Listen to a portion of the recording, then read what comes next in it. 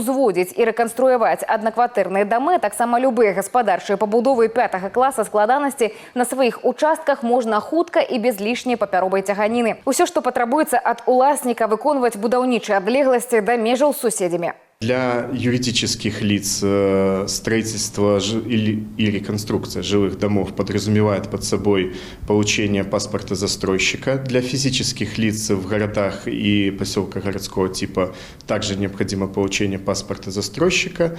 Для физических лиц, проживающих в сельской местности, необходимо всего лишь намерение о выполнении строительства. Он получает свидетельство о государственной регистрации земельного участка при новом строительстве, либо при реконструкции просто выполняет реконструкцию жилого дома и строительство хозяйственных построек, но при условии соблюдения расстояния до границ со смежным земельным участком для жилых домов это 3 метра, для хозяйственных построек 2 метра. Новыя правілы максімальна запатрабаваныя менавіта ў сельскай мясцовасці. Лідарамі гэтага будаўнічага марафону сталі Жлобінскі, Рэчыцкі і Будакашалёўскі раёны. Тут прыватны сектар прырастае хутчэй за ўсё.